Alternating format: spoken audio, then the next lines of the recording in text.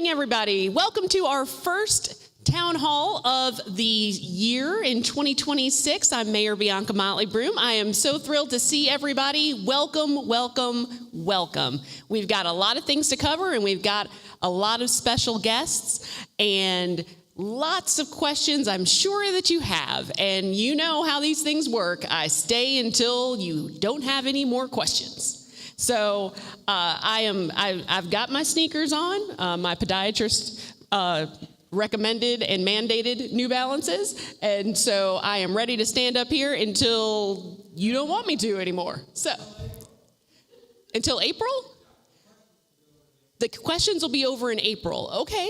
All right. I mean, I was hoping that we would finish them by midnight so we wouldn't go into Thursday, but I'll stay here as long as you stay here. But since we last met, we've had a lot of things going on. And the most recent thing, and he will be here in a little bit, is that we have a finalist, a sole finalist for our city manager's position, who is our current interim city manager, Michael Hicks. And so we are excited that we've gone through that process and had the opportunity. The council did a number of interviews last Friday and named him as the sole finalist over the weekend. And so there's a 14-day waiting period. And so after next Friday, then the selection can be made by law. So we are excited to move forward in that process. And since we also last met, we had a great opportunity. Actually, Chief Jones and I were talking about it this afternoon, and you'll hear from him and his team a little bit later. But we had a fantastic virtual porch talk about public safety, and we're going to be doing those on a quarterly basis as well. Those are over Zoom, and it is really focused on our public safety heroes and getting information out about what's going on in terms of safety, what's going on in terms of services that our public safety heroes offer our community. Because you may not know everything that they do. They will come in and they will tell you where you need to have fire detectors, smoke detectors, that's what they're called. They're not fire, they're smoke detectors. But that is a service that our fire department offers. And it was one of the things that we just picked up during those porch talks. So I would encourage you for next quarter, come on in and learn a little bit more about what's going on in our community from a public safety perspective. We talk for about a good hour, hour and a half, and answer any questions that you might have. And so I'll talk a little bit more about what's been going on since December, but as some of you may have heard before we went live, that we have some international guests here tonight. We have folks who have come all the way from Montreal to come see us. And yeah.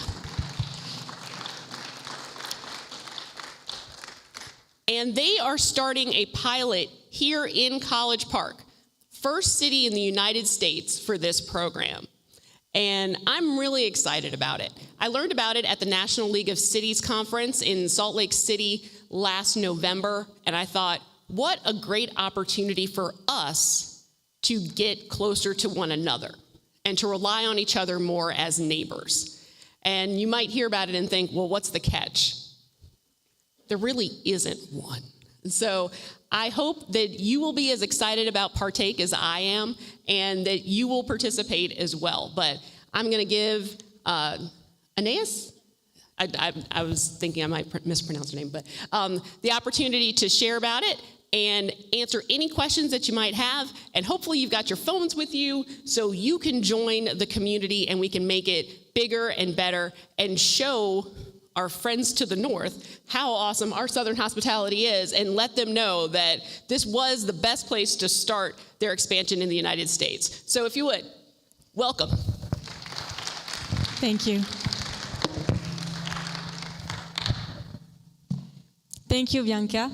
Hi, everyone. I'm really glad to be here tonight. I'm Anna. I'm the co-founder of Partake. And as Bianca was mentioning, I'm going to tell you a bit more about Partake, but we launched in Canada in 2022, and we are so glad because College Park is our first city in the United States. So thank you for your trust and thank you for your welcome. So what is partake? We live in a society obsessed with owning. We fill our homes, we fill our basement, we fill our closets with things we rarely use. The average power drill is going to be used for 12 minutes in its lifetime. A 10-year-old child will own 238 toys, but will play only with 12 daily. We buy, we store, we forget. This is why I asked myself, isn't there a better way to access more stuff? Do I really have to buy everything all the time? The answer is no, and that's why we launched Partake. It's a mobile app to share everyday items with your neighbor. So it's as easy as ordering a cab. If you need a ladder, you need a baby car seat, you need a waffle maker, you open the app, a neighbor has it, you just go on it and you borrow it. So this isn't buying secondhand. This isn't renting. This is really something new, and this is what we call Partake. Our mission is to make sharing an obvious choice so every community can unlock their collective abundance. What do we mean by obvious? We mean something easy, something fun, something stress-free and not weird at all. Because now sharing is weird. How often do you go to your neighbors to ask for something? Because we don't do that much often because we were told a story. We were told that sharing is for those who didn't make it. Sharing is for the poor people. What? You can afford your own drill?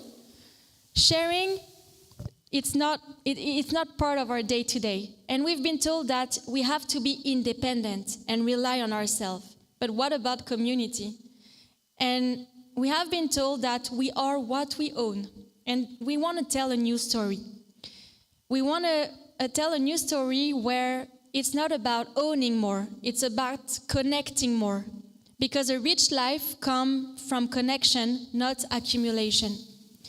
We don't want to buy more, we want to do more. Because we are what we do, not what we own. Let's go hiking and borrow a backpack. Let's go paddleboarding and borrow a paddleboard. Let's try a new recipe and borrow the air fryer. This is what we are, not what we own.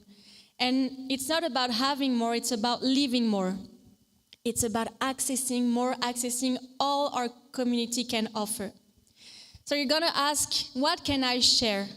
But there are a lot of things we can share, and since the launch in Canada, we have seen a lot of stuff being shared. There are kitchen equipment, outdoor equipment, kids games, kids clothes, well-being stuff, gardening equipment, sports equipment, tools. Everything can be found. But for that, we need a community on the app, and we need people like you to come and join the adventure so that when you go and partake, it's not an empty wallpaper, but there is a lot of stuff that your community is able to share. So I'm sure you have plenty of questions, so I'm going to answer a few before, because I know that these are the frequently asked questions. The first one is, can we lend or borrow an item for a long-term period or a short-term? And it really depends on offer and demand. And I'm going to give you an example. I borrowed a bike for my kid from another family for a whole year. Why? Because the family in question had 2 kids between ages, and the bike didn't fit the eldest and was too big for the younger son. So they lent it to me for a whole year. And that's a great act of trust for them to lend me their bike. But for me, it made me save a lot of money because a bike is expensive and a kid grows very fast. So it really depends on what you can find on the app. Can I sell or give items away through the app? No. There are other platforms for that. We are not, as I was mentioning, a giving app or selling a second-hand renting app. We are really about sharing. So you lend me something, I'm going to give it back to you with a date, specific dates So it's really about sharing. Is it possible to only lend without borrowing and vice versa? The answer is yes, because we are inclusive and everybody can be there to feel free. And a fun fact, in Canada, we have more lenders than borrowers. And when we first launched, we thought that it was going to be the way around. We thought that it was going to be hard to ask people to lend their stuff. But no, people are generous. They're really more generous than we think. And it's hard to come and borrow because we like to possess our stuff. And we like to go on Amazon and in a one click away, you can have your item in the day after you just purchased it online. So I'm really curious, and I will send Bianca the numbers. I'm really curious to know in College Park if there are going to be more borrowers or more lenders, and we'll let you know. And that's the most asked question. What happens if something breaks or is returned damaged? So Partake is here. Just write to us, and we will reimburse up to $300 the items that was broken or stolen. We don't have a lot of those. In Canada, the numbers are below 1% of items that are being shared. So it's really low. And we are here, we ask no questions, because what we really want is for you to have the greatest experience. And I was mentioning our mission before. It needs to be easy and stress-free. That's why we are able to reimburse you up to $300. For a successful launch in College Park, first, what we need is you to download the app and create an account, because the more people are going to be there, the more it's going to work. We already have a few great ambassadors. I see James here. Thank you, James, for being our ambassador. You can publish 5 items of your choice. It can be a book. It can be something that has maybe low value for yourself, but can be very highly appreciated for somebody else in your community. And if we want to create a real movement, we can go and refer 5 to 10 new neighbors that you know in College Park that would love to join in and partake in the movement. Well, I've put the QR code if you want to download the app. And as we like to say, you just need to partake. Leave more than you own. Thank you.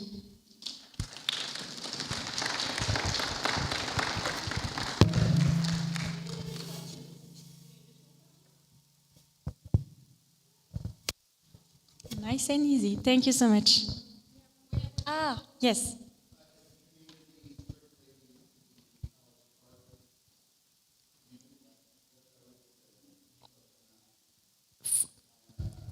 Yeah, for now, it's only College Park, because you are the first users in the US. We haven't launched yet. And what's easy on the app, you're going to see, you can see who's around you. So if you want to share with someone that's 2 miles nearby, you can decide. If you want to share with someone that's 30 miles away, you can too. But for now, we only have users in College Park, so yeah. Thank you. Oh, raising hands. 1 second before you start. Since we're streaming, all questions need to come through the mic. So just wait.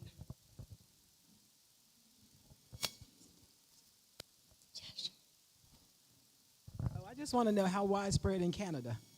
Sorry? How widespread is your company in Canada?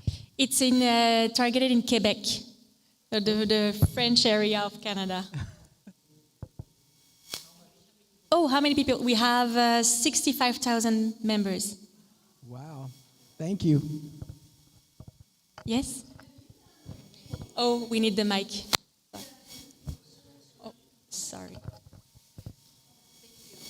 I wondered if you have done anything in Switzerland, because when I was still living there, a lot of families did that with children's clothes. It was a very flourishing exchange between younger families who exchanged clothes, baby clothes, all kinds of children's clothes. Yeah, well, Switzerland is part of a few countries in Europe that we've targeted, but we're going step by step. But yeah, I think in the next 3 years we're going to be there. Are there any Thank more you. questions? Thank you so much.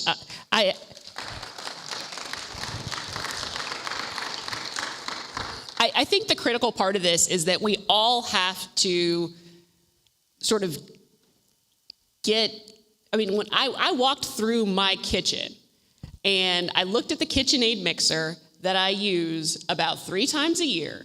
Now, I mean, when I need it, but I don't need it the other 360 plus days out of the year. So if one of my neighbors wants to borrow our KitchenAid mixer, it is on Partake right now. I'm one of the ambassadors. If you want to borrow my KitchenAid mixer, just let me know. Just send me a message. I've also got our ladder up there. Well, we've got multiple ladders and drills because Michael Broom has bought more than one drill, so you can borrow a drill anytime. We have multiple drills. But if you look around your house, there are so many things that you have that somebody else in our community might be able to use. And we're already doing a lot of this informally, and I thought this would be a great opportunity for Partake to launch in the U.S. with us, but also for us to get to know one another better. So as she said, this is localized to us. When you hit that 30337 zip code in there, it is just for our community. It is one of the ways, this is a community enhancement project. So I hope that we can enhance our community and that we will get to know one another better and save some money too. I mean, I'm all for saving money. So anyway, but has everybody gotten it? Who's interested? You'll see it. I'm going to keep on posting. We're going to do more stuff on social media to help spread the word. But I really am excited about the project because I think it's a really novel idea. And I learned that Elizabeth Lester has 2 carpet cleaners in her home. She's got a spot cleaner and she's got a big handle cleaner. And so that's my lady right there. Michael spilled some sauce on the carpet a couple of weeks ago, so I'll be borrowing that soon. But anyway, so any other questions before we move on for Partake? Great. All right. Looking forward to it. So now we're going to have the opportunity to hear from our public safety heroes. We've got Lieutenant Robinson here for us to tell us a little bit about what's going on in our community. Let's give her a hand. Oh, wait, I'm so sorry. I'm so sorry. I sincerely apologize. I got the title wrong. All-Star Lieutenant Robinson. You might have seen her face at the front of City Hall because she is our All-Star of the month. So, she's the best. Good evening, everybody. Thank you for attending the meeting. I'm going to just discuss some of the things that College Park Police are working on currently. Just recently, last week, College Park made a really nice drug bust over at the hotel at 2451 Old National Parkway. We have been conducting surveillance for about a month, and out of that, we seized 8.5 ounces of fentanyl, or 244 grams of fentanyl, a street value of $24,000. So that's a pretty good bust in that area. Yes. We made 9 arrests, and the actual target, we were able to take him in custody, as well as a few other people that kind of loiter and sell drugs out there.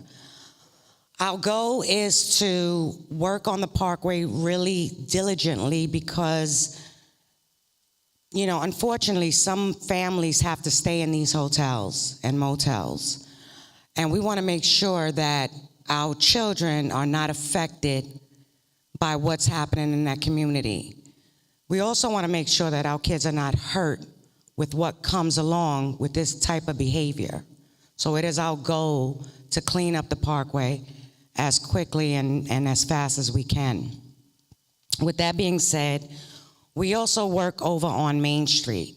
I know there's a lot of complaints and concerns about the gas station at Vesta in Maine with subjects that are always out loitering or selling drugs or out drinking.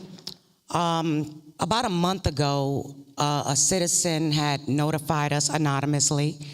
And when I tell you that this citizen was spot on, he really was. We went to the location and we ended up making an arrest, and this guy had methamphetamine, ecstasy, marijuana, just right out at 1720 Vesta, right behind the gas station. Just before coming to this meeting, I went ahead and went over to Vesta in Maine, observed a male loitering on that wall by the laundromat. We made contact, and he was in possession of marijuana, intent to distribute, as well as a firearm. So we understand how serious it is to be out here and making sure that we make contact with just subjects that just don't seem right. But with your help, we are able to do our jobs better. So we appreciate any feedback, any calls, anything you have. Feel free to email myself. I'm over the Special Operations Division, and we are primarily focused on proactive policing as opposed to reactive. So we go out and we make cases. We go out and we find bad people. So please, my email address is jdavis@collegeparkga.gov. Any information, any intel, anything that you could share with us, please feel free to reach out to me. Any questions? Yes, please.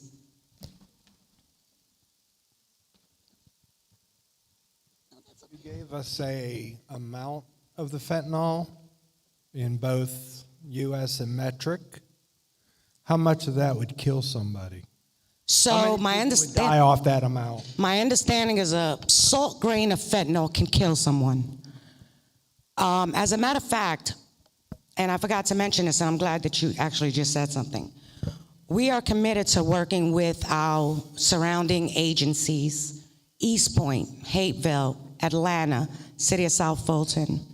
Just before I came into this meeting and just before going to Vesta, about 3:15 p.m., I received a call from the DEA.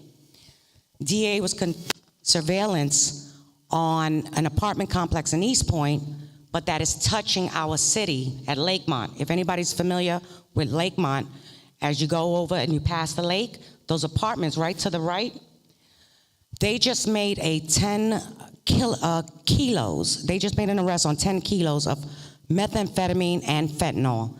That is in our backyards. Those are our neighbors. So East Point DEA just made that huge arrest at 3:15 p.m. today. So it is our goal to make sure that we work with our surrounding agencies, because we know that these guys that are out here selling drugs, they don't just stay in College Park. They move around from city to city. So it is our goal, but fentanyl is very dangerous, and I mean, we've seen a lot of deaths in College Park because of fentanyl, from minors to adults. It's not nice to see, and we have to do better. We're gonna have to clean this place up.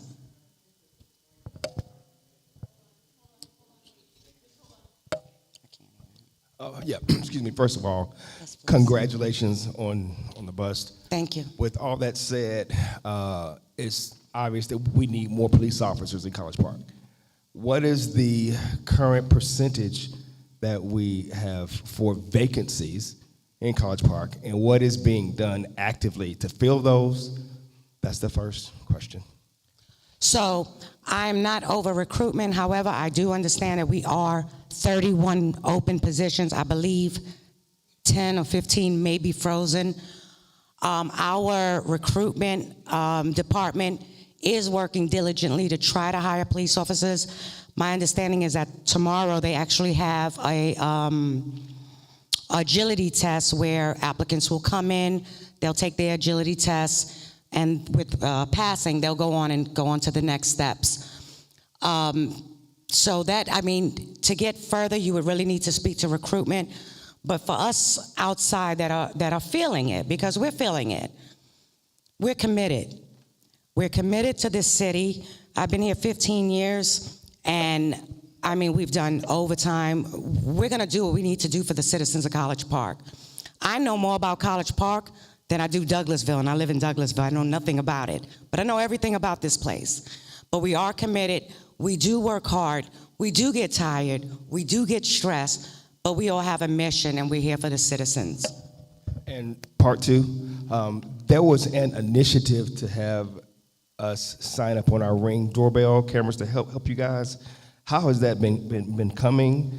How much participation have you gotten so far, and how much more do you need? So for that, I would have to refer that to Dawn Chappelle or Major Denard, because I'm not really, I don't really know the answer to that. Any other questions? Yes, please. You may not know this. I know it's not your purview, but do you have any idea how long until the people that you've arrested or have been arrested through those drug arrests are back on the street? So last that I checked, the main target from the Old National Parkway, he's still in custody. He has a $140,000 bond. He was charged with trafficking. As far as the East Point, they were just arrested today. I don't think they'll be getting out of jail anytime soon, but we do keep up with people that we do arrest. We check the jail database just to see if and when they're released, so that once we see that they are out on bond, we're gonna watch them, we're gonna figure out where they are, we're gonna keep an eye on them. So we do monitor jails and everybody who bonds out of jail. Yes, please. At some point, there was some technology that was going to help better track the source of gunfire. We hear rapid gunfire all the time in some pockets of Vesta Avenue. What's the development with that? So I believe that's called shots fired. I know East Point has it, and again, I'm not aware that we have it, but I can definitely reach out to the major and have him send out something through either social media or just to answer these questions. Any other questions? Okay, I'm gonna turn it over to Officer Ellis, and she's gonna talk about the percentage of crime in the city of College Park overall. Thank you.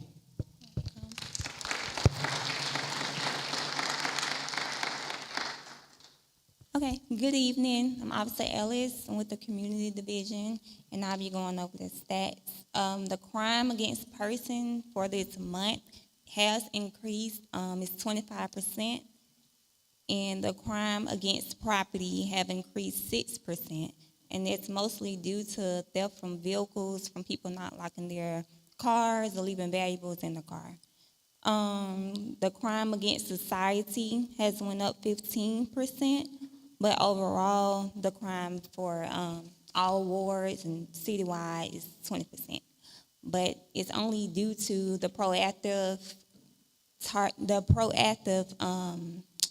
patrols that we have been doing, like what Lieutenant Robinson stated, how they have been out on the parkway being proactive. That has contributed to the 20%, and that's why it's increased.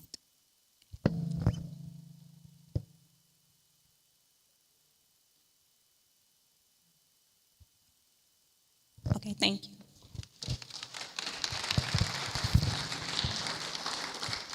So to the question about ShotSpotter, I know that has been one of those things that we have talked about over the years. It has its pluses and its minuses, because there's a lot of things that that sound like gunshots that might get officers to an area. And so there's been kind of mixed results on ShotSpotter overall when communities have had it. But I would let Major Denard talk more about the specifics for College Park. But it's been sort of a mixed bag for communities that I've interacted with that have talked about it and used it and purchased it. Yes, ma'am. Hold on one second. Let me get a mic to you.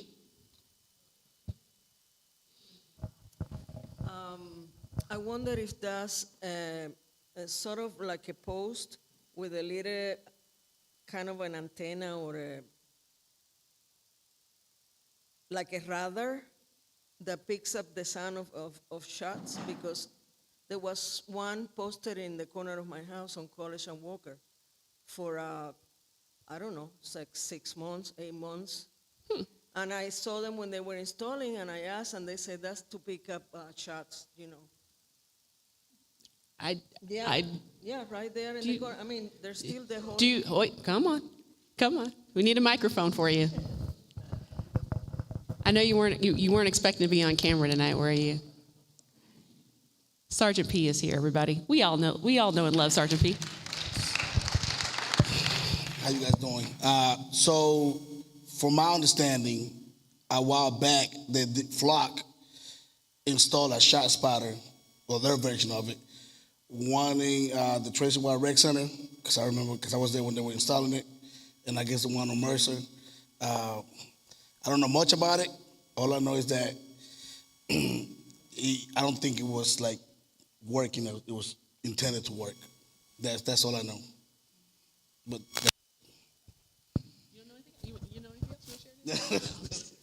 I'm just messing with you. Good to see you, though. Always a pleasure. Any other questions? There's another question? Is the question for me or is it for Sergeant P? You can go up there, Sergeant Pete. Or Lieutenant Davis. I don't know if it's just me. It probably is not. But the fact that we're down 31 officers and crime is going up, and it's not even summertime yet. Why are we spending our money frivolously on anything but public safety? It just seems to me, and I know you all, obviously, y'all do a fantastic job, and y'all are really overworked right now, okay?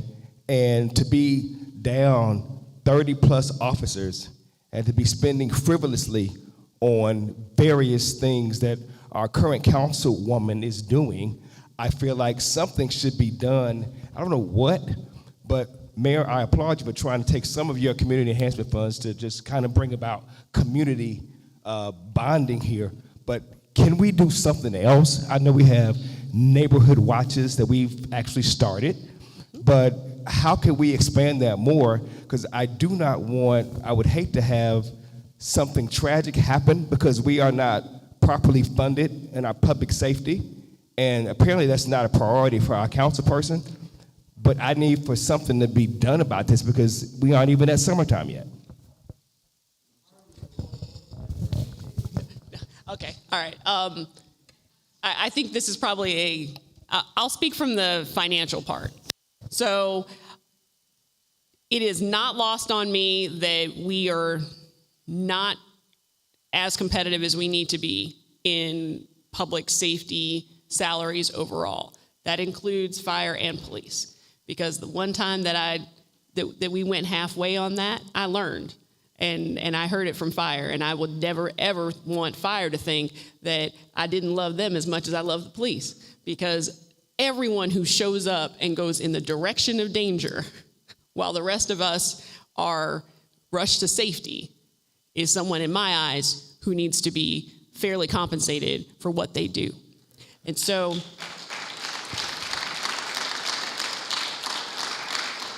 we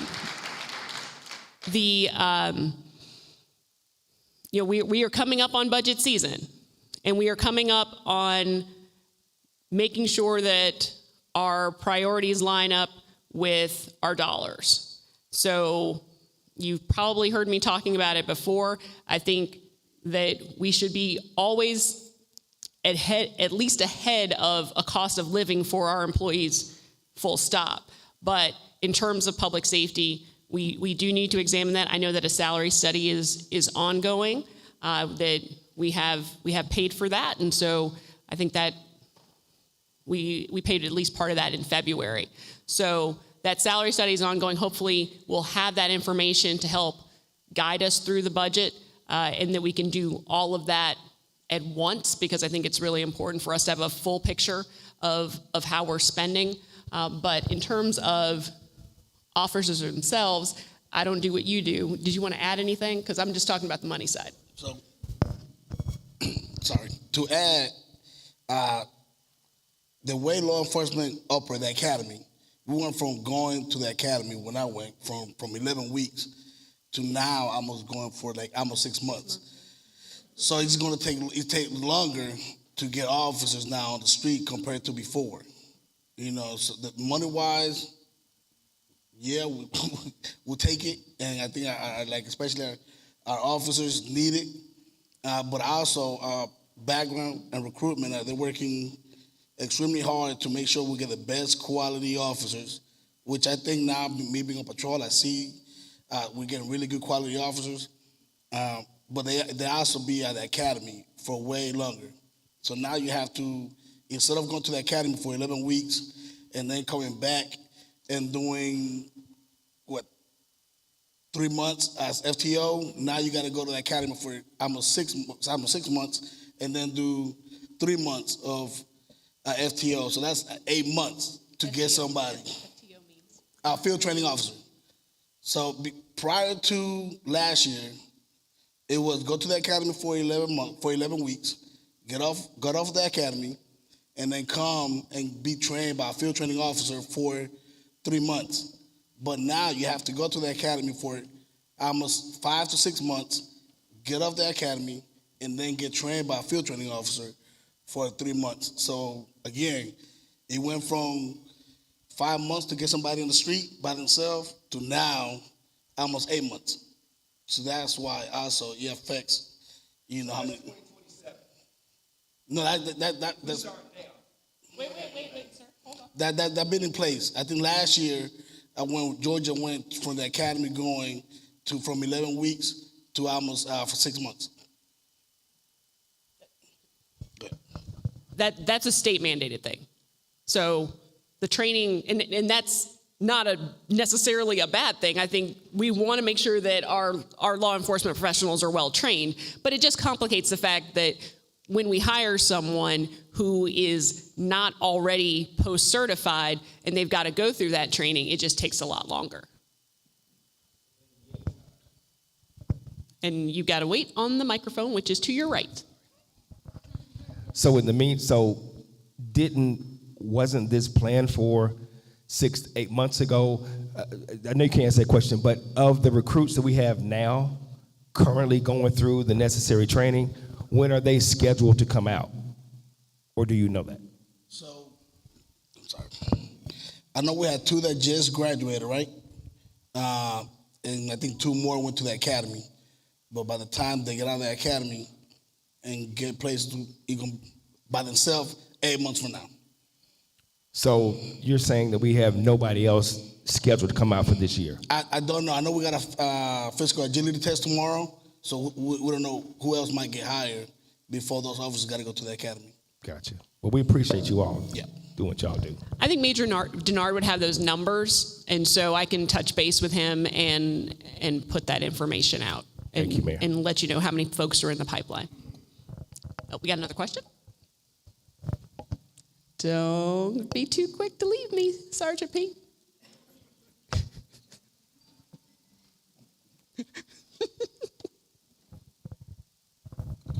Okay, I'm not sure about the shots fired technology, but I know last night, because I live near the corner of Cambridge and Conley, and I heard shots fired, which sound just like gunfire, 2 different kinds of rapid fire.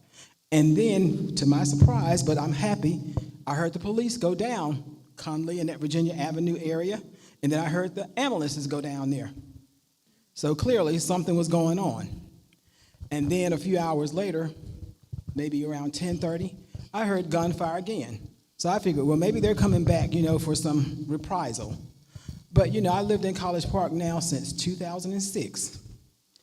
And that area has, sometimes it'll die down, and then it'll go back up. But we hear gunfire quite often on Cambridge, down Conley. And my concern is, like, Mr. Walker said, as we get into summer, and kids get out of school, is it going to get worse? But I'm just glad that somebody was on it last night, because within minutes of the gunshots, I heard the police cars going down there. And I saw the blue lights. And then, like I said, I heard the ambulance go down there. So this is ongoing if you live on Cambridge, near Conley. Yes. So just to touch, excuse me, just to touch base on that, there was shot fires in the area of College View Hills, Conley, in that area.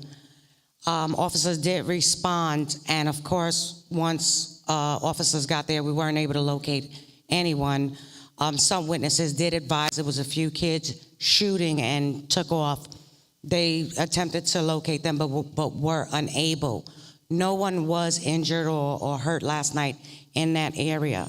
And at the same time, when that call came out, officers were actually all on scene on Gobby Road in reference to a shooting where 4 people, unfortunately, were shot. So we had a lot going on last night, and even with it, we were able to hurry up and get over to this side to make sure that nobody was hurt here. So again, I couldn't stress this more. Every officer that works for the College Park Police Department, they're doing their best to make sure that we cover all grounds of this city with what we have. I think they're doing a great job. I know that none of us could wait until we get fully staffed. But again, there's nothing that we're not going to respond to. We're going to respond to every call. We're going to take every call seriously. We're going to spend the time that we need to be on every call. So, you know, again, anything that you hear or see, please let us know, and we're definitely going to follow up with it.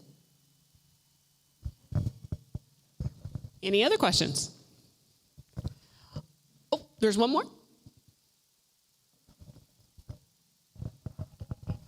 So she just said that this shooting was kids.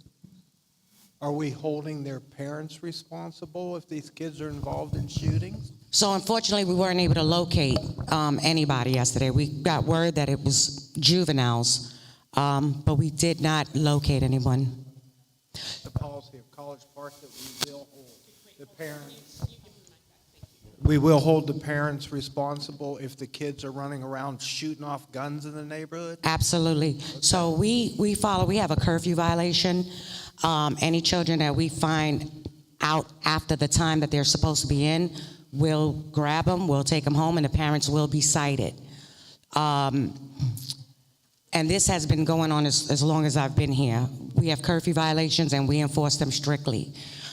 With spring break coming up, we have an operational plan that's been put out where, because the kids are going to be out all week, we have extra patrol, we're going to have overtime, we're going to have officers outside where needed. With the teen takeover and spring break, we don't know where they're going to be, but College Park will be prepared. We will be prepared, and we will be seen. Is there anything we citizens can do to encourage our city council to support you guys better?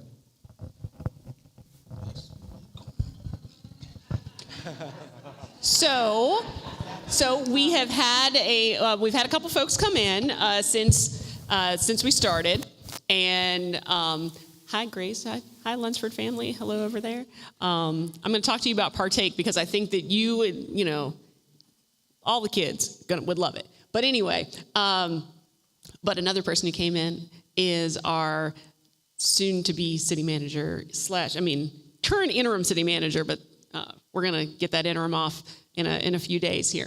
And as I said earlier, we've got budget season coming up, and we've got a pay study that is going on, and so hopefully we get that information so that we can remain competitive, stay competitive, and ensure that people who start their career in College Park get the support that they need in order to continue to serve and protect our community. I think, just like last week when I went through TSA, I thanked every agent there for just showing up because they didn't have to. Because I don't know that I would show up if nobody was paying me and I had to do the job that I was hired to do. I might find something else to do. And so I think that we need to be cognizant every single day of the work that our heroes do for us in the community and think creatively about how we can show that appreciation. We need to handle it as a governing body on the money side, but I think, and tell me if I'm wrong here, but the support of the community matters to you. And so one of the reasons that a lot of times people come back is that we are a special community. We are a community where we uplift and support one another. And I think that we just can't do that enough. I mean, we had that whole campaign a few years ago where everybody had "We Love CPPD" signs in their yard.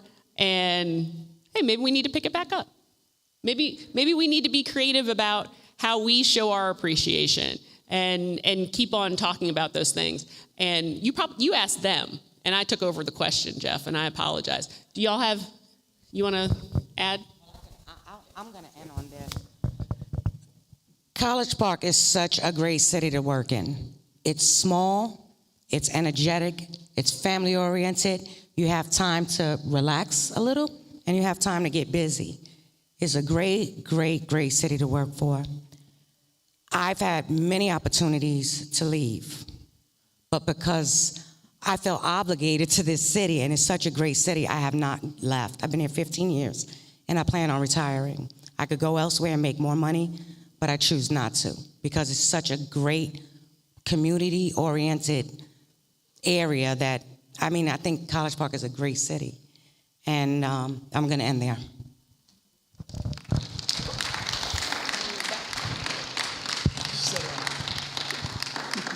He said she said it all. Well, thank you again. I appreciate it. Before we hear from our fire department, he is standing up like he is ready to take the microphone. So I am going to welcome Michael Hicks to the stage, and he can give us an overview of what's going on from the city manager's perch. And I know that you probably want to hear about how the retreat went for the entire, for all the department heads and what's coming up next. So let's give him a warm welcome. Thank you, my man. Well, good evening. So why don't we give a quick round of applause for our police department. What an awesome job. And to hear one of our officers say that she could have easily gone someplace else and made more money, that she gets offers probably all the time because of her experience to go someplace else, but she decided to stay here. Well, that says a lot about the staff that we have. And my job is to make sure that we keep that same energy throughout our whole staff cohort. And so that's one of the things I try to work on. I've got 1 foot over in the mayor and council trying to build a bridge to bring them all together. I'm building that bridge. It's not going to be built overnight, but I'm building that bridge. For an example, Madam Mayor, I had a conversation with, this is not a deviation, this is relative. I had a conversation with one of our council members about, well, when you come up to the podium, you don't even say hello to the mayor. She always has to say hello to you. He said hello, and he also said to me, see, Ms. Hicks, I'm trying to be a better guy. So we're working on it, baby steps at a time. But I'm building that bridge, Madam Mayor, I'm building that bridge. So again, keep in mind that I was an employee before the mayor and council thought enough to ask me to stand in this position. And so thank you, Madam Mayor, as well for saying, Mike Hicks, you're our finalist. You've been with us for 10 years now. You've managed 4 departments, city manager certified. You come with a wealth of experience. So thank you so much for thinking enough of me to say, Mike, we want you to help lead our city. So I have a lot of updates that I want to talk about. Some of my agenda items. I'm going to talk a little bit about the purpose and goal, but I want to tell you a lot about the staff updates, the retreat, okay? I took the department heads on a retreat, and what I tried to do was make sure that they had a paradigm shift of their normal thought process. We always go to the convention center because we own that. I took them over to the FAA building, and they all felt like they were out of town. How many of you ever been over to the FAA building? See? Or very few. But did you know they got like a 300-seat auditorium over there? So we took advantage of that. Okay, so talk about a staff retreat, budget updates, and the model that we're using. I know the mayor talks a lot about participatory budgeting, but we use a zero-based model. I want to talk about that a little bit, how we're rolling that out. I'm going to hit some highlights for the city manager's report. and the CMAC. If you remember last time I came before you, I talked a little bit about those letters, CMAC, City Managers Action Committee, okay? I'm still kind of crafting that. I've got a few words I want you guys to take a look at. We're going to talk a little bit about the AI analytics. How many of you know that we're live with AI across the board now? We've got College and Parker. You get the relevance, right? College Park, we call it College and Parker, okay? One's the chat GPT, and the other one is the AI voice. So when you call College Park now, AI should answer the phone. We don't have the receptionist answering the phone anymore. AI answers the phone, and they route your calls wherever it needs to go. We call that being operational efficient. That's what we're trying to do. Next slide, James, if you don't mind. We'll talk about the purpose. I'll skim through that. James, go on. Why now? Because this is a great time for us to try to, again, I'm going to talk about building that new bridge. That's the concept, that's the paradigm shift that I'm trying to bring in this position. Department heads and residents, I want you guys to feel like you're a part of what we're doing. Let's keep going, Jay. So I want to stop here for a moment. And I don't want to bore you with this because you guys have seen these concepts. Forming, norming, storming, performing, and adjoining. So I asked the staff, guys, tell me what you really see when you're in the audience looking at mayor and council during our council meeting, right? How do you feel about each other? Do you think that we're forming? Do you think we're normal, okay? Do you think that we're storming amongst each other, right? Do you think we're performing? So they told me that when Ms. Hicks together, we're norming. We all get along. We collaborate across departments, okay? And we want you to help us get our mayor and council to that stage. So again, that's that bridge that I'm working on slowly. Next slide. We talked about that bridge. We got a current bridge now, okay? Our budget, our staff, our residents, our guests, and our friends that come to the city. I want to build a new bridge. The new bridge is getting the citizens more involved. Remember that CMAC, City Managers Action Committee? I want you all to get involved with what we're doing. Because when you do that, it lessens the questions. Hey, what are they doing on Main Street? Well, somebody from the committee can say, we're widening Main Street, okay? What are they doing over on Garby Road? Somebody can say, hey, we're about to open up a dog park. When I get you involved, guess what? The curiosity lessons, right? The questions are lessons, okay? And we build that new bridge, everybody can walk across it. We all can feel good about what we're doing. And I still think that College Park can be great.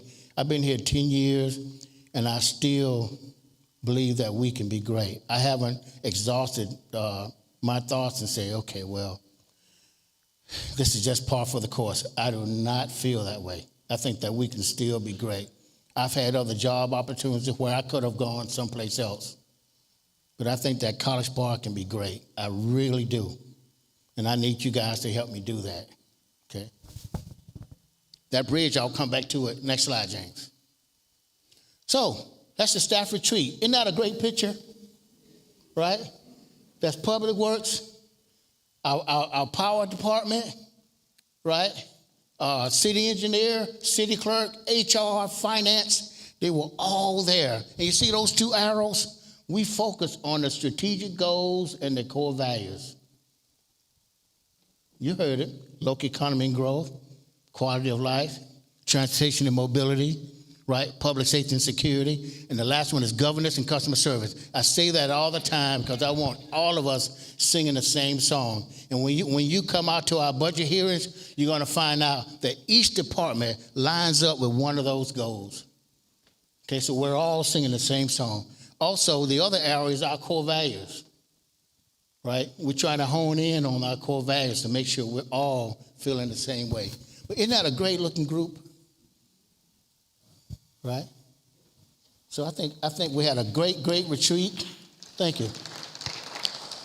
I mean, it's amazing when you see engineering, public works, sanitation, right, and economic development on the same team, writing down their strategic goals.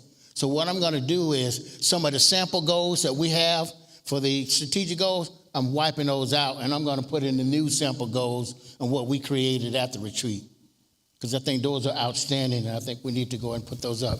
I also gave everybody a book called The Speed of Trust, okay? And I wanted everybody to read that book because I wanted them to understand, here's how fast we can go when we trust each other, right? The department heads is going to have to be the beacon for the mayor and council. We're going to have to set the example. If we act professional, if we move the city forward, they'll look at us, right, Madam Mayor? Look at us and say, okay, our staff is doing what they're supposed to do. We've got to, as a team, make sure that we work together. I put this on here, folks, because in any environment, you have all of these chemistries, endorphins, right? I'm running 3 miles and I'm trying to finish 5 miles. Endorphins help me do that. I can finish these other 2 miles, right? Dopamine. I got to finish this book. Let me read two or three more pages. Serotonin. I graduated from college. Now everybody respects me. Oxytocin. I'm doing a lot of community service. Now I want to compel you to help me. The last one is cortisol. That's the one we want to try to get rid of. We don't want a fear environment in College Park. We don't want things to trigger fear. We don't want our employees or our mayor and council to be fearful about anything. And so we talked about those chemistries in detail at the retreat. And we want to make sure that that last one doesn't rear its ugly head amongst our staff. So, next slide, Jane. Some staff updates. Our chief building official, we thought we had landed a CBO, but they decided to change their mind, so we're going to put that back out and find one. But until we do, we're using a company called Nova. Okay, so our inspections are still certified. Economic Development Director, we're hoping that we close that book by Friday. We interviewed about 6 people. We narrowed it down to 2. Those interviews are tomorrow. So we're hoping that we can choose an Economic Development Director. We've got to have one. I'm your Economic Development Director. And a scale of 1 to 10, I'm probably a 2. Because you got to have a special skill set for that. So thank goodness I've got a team that work in economic development that keeps it going on a daily basis. Hannah and Hakis is a team in economic development, and they keep it going. Okay, we got 3 interim department heads. Most of you know Lance Terry. Lance been with us at least 20, 25 years in recreation, right? We want to eventually remove that interim title. Gerald Walker, our communications director. And of course, our chief, Sheriff McCray. We want to try to erase those interim off of their departments so they can be full staff members. As you guys know, we promoted 2 staff members. Crystal Gilbert is now officially our HR director, okay? And Ms. Cynthia Hammonds is officially our finance director. I wanted to make sure that we had specifically those 2 in place before we start the budget process, because you can't go into your budget process, you got an interim finance director. That means they can decide they want to quit at any time. So I want to kind of remove that so that Cynthia can feel good about, okay, Ms. Six, let's roll this budget out, okay? And HR is extremely critical for staff development and the culture, so we have to work on those. And I'm going to work eliminating those other 3 interim as well. Next slide. Okay, budget model, Madam Mayor. So I put about 5 different budget models on there, but you notice the one I've got highlighted in red. Okay, we're using a zero-based budgeting model.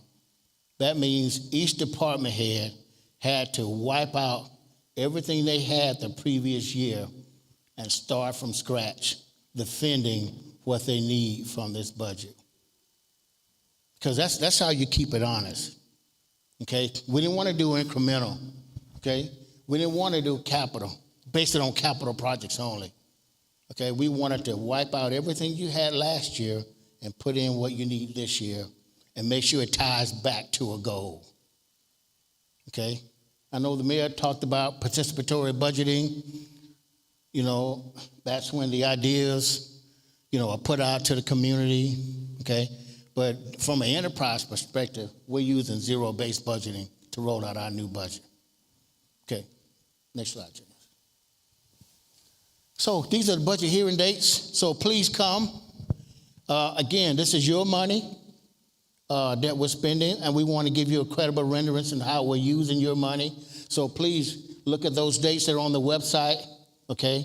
And try to make some of the budget meetings so you can see how the fire department, okay, is spending your money, how Public Works is spending your money, how IT is spending your money. It's on the website so you can see those.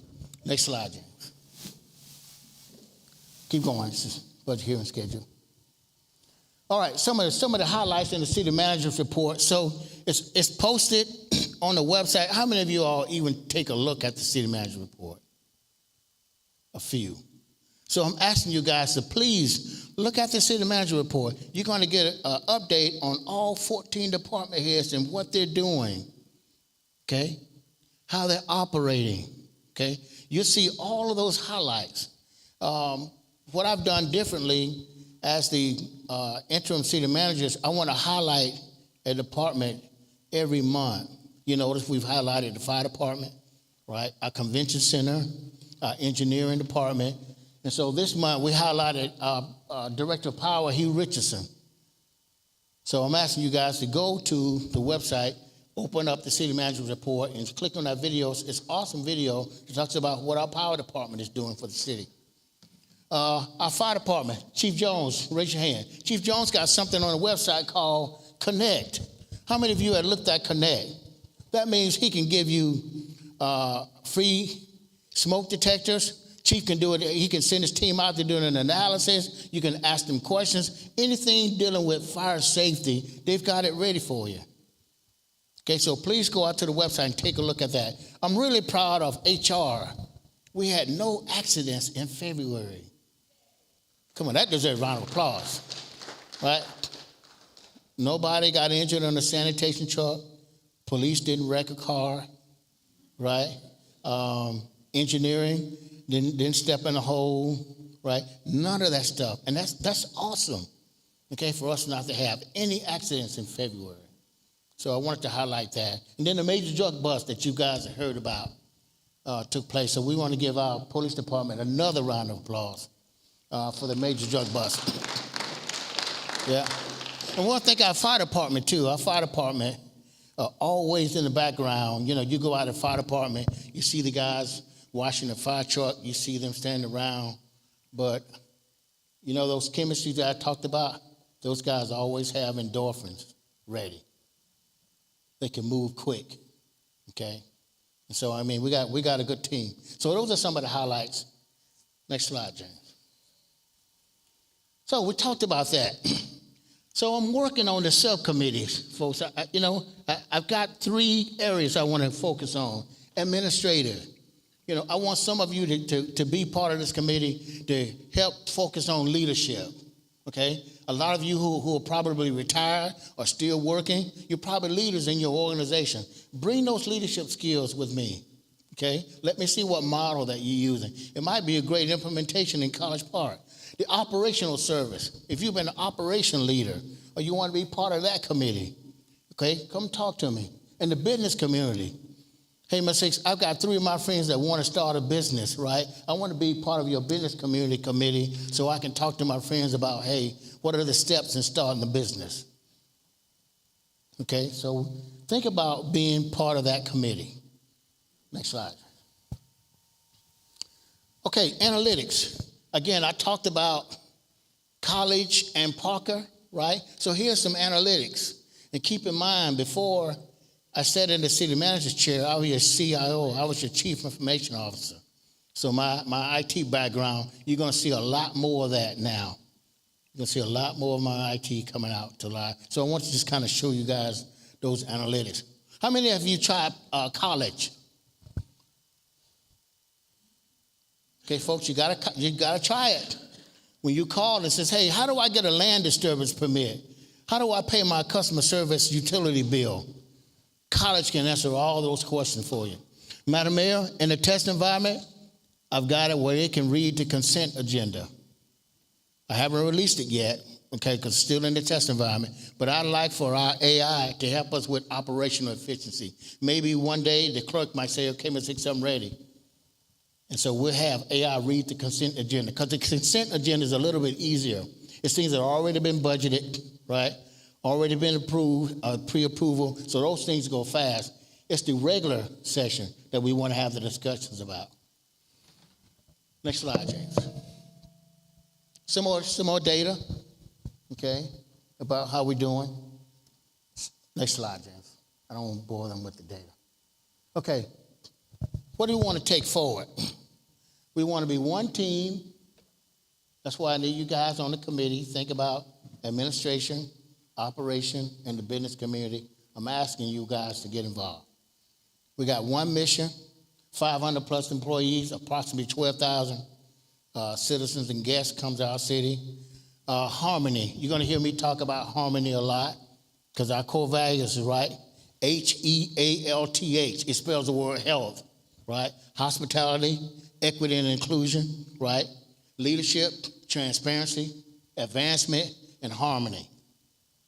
Okay, we wanted to always talk about, hey, how can we work together as a group? And this is a big one. We want to use trust as our currency. I'm asking you all to please don't believe everything that you hear in the media. The media has to sell a story. You know, the media doesn't always get the story right. So again, we want to try and build trust. And again, our actions determine the energy of the entire organization. That slide I showed you with the staff retreat, that's that energy that we talked about. We want to be the model, okay, that we set for the city. I think that's it, James. Okay, now here comes the part where I should put on my armor now, I think. Grace. I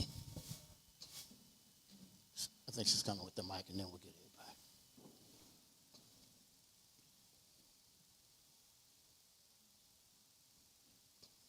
Yes, ma'am. Hear me? Oh, there we are. Yeah. I had a great meeting with you. I really enjoyed jumping right in, especially following up on 5 different things that were important to me, that were balls that have been dropped over the last several city managers. So my first part is, how do,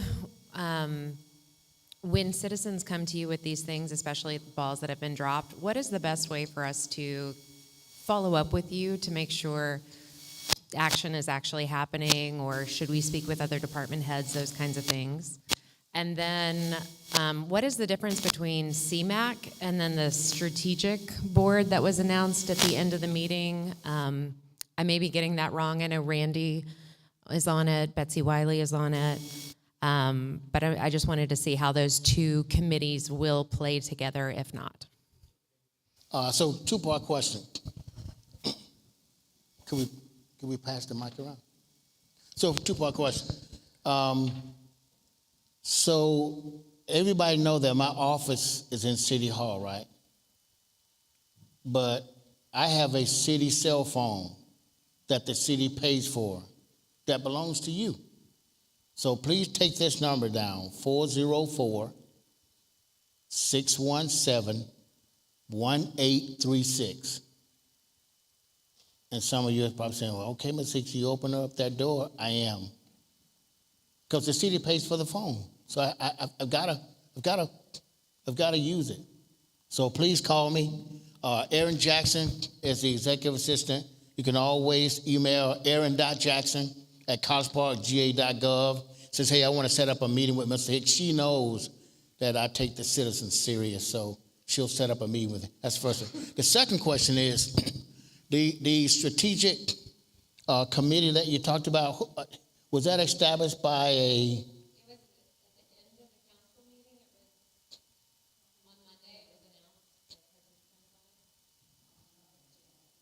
Oh, the comprehensive plan. Yeah, thank you. It's comprehensive plan. Okay, so we have to have a comprehensive plan. Okay, we have to give a credible renderance on what we're doing in public works. What are we doing in finance? Where's the city going? Okay, every 5 to 7 years, we have to have a comprehensive plan. And so what we're looking for, the comprehensive plan says you got to have X amount of people on the committee from the mayor and council, and that's what that's for. Okay, that's a little different than the city manager's action committee. So I think we had a total of 3. We had a total of 15 people. We increased that to 20. Each council member can have 4 people. And we've got 4, including the mayor, that's 20. So we increased it to 20. So we're asking them to get 4 people on the committee. And we want to make sure those people can meet with the comprehensive planning team that we have, make sure they can do the virtual meetings so we can make sure that the mayor and council have a representative on the comprehensive plan committee. That's different than my city manager's action committee. Okay, one is you shall do, and the other one is you should do. The one that you should do is the one I'm asking for. The one that you shall do, we got to do that for the comprehensive plan. Yes, sir. You've been around, for a long time. I've seen you, and I have a lot of respect for you. Through IT. The problem is, you're number 7. You're number 7 as far as city manager. Yes, sir. We had one, and he said, "The charter is my Bible. I will not go against that." And he was short-lived. The problem I think you have, and you've been here, you know who the players are, for you to be allowed to be city manager. That's all we're asking. We want you to be the city manager. We want accountability from everybody. That's all the mayor's ever asked for is accountability. That's all we want. But we're not getting that. And talking about the news thing, right, we got all of this, both sides. It's like Democrats and Republicans fighting at times. But a lot of this is true facts. True facts. When a person's called in his office, he's a little piece of paper. You can either sign it or you can be fired. And you can do that. But we've lost so many good employees because of that. If they'll just let you do your job and you follow the charter and we have accountability, we would be happy campers in this city. But right now, it's a train wreck. Yeah. Yes, I mean, you didn't cause it. No. You jumped into the fire. I sympathize with you. But we got to see something better. You're right. This is a great city. Some of the best neighbors I've ever had. I've been here 40 years. Yeah. But burning this place down quicker than when Sherman came through Atlanta.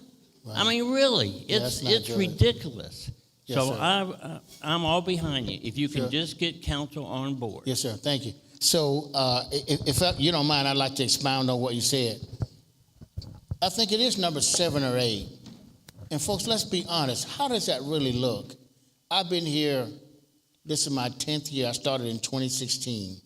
And I've seen at least 7 or 8 city managers in the same seat. So some of my friends are joking with me. Well, congratulations, Mike. Congratulations, Mike. I think. That's what they're saying, I think. Because they're saying they've seen this such a revolving door, they don't know if I'm going to last. But I don't think about that. What I think about is what can I do to move the city forward while I'm in this chair? One thing I've learned is to stay out of mayor and council's business when they're deliberating. If you guys watch, you notice I don't say anything until the mayor calls on me. Sometimes I get shouts from the podium, from the dais. But again, I try to let them do what they do, and then when the mayor asks me to speak, I'll try to say something. But I want to make sure I focus on the day-to-day operation. Okay, I want to make sure that picture that you guys saw, those 14 department heads are working together. That big bridge that you saw, that's the bridge I'm trying to build with the mayor and council. So again, I'm hoping I don't be number 8 or number 9. I know the bets are out because that's what people have seen. You know, I'm hoping that I get an opportunity to move the city forward because a leader is known after they leave. You see, that's how you determine how great a leader has been when they leave and you open up the book and see what they've accomplished. Well, I was the chair of the Strategic Planning Committee when we first started. The mayor and I, we helped craft our first set of core values that we pushed out, okay? And again, a lot of these things that I'm trying to do to move the city forward, I want to kind of leave that legacy, whether I'm here 1 year or 10 years. And so I appreciate these citizens saying, we've seen too much of a revolving door. You know, Ms. Hicks, if they let you do your job, you know, I hope you remain. So thank you for that, sir. Mr. Hicks, thank you for coming tonight.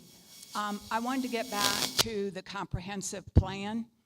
I was on the steering committee for 3 comprehensive plans.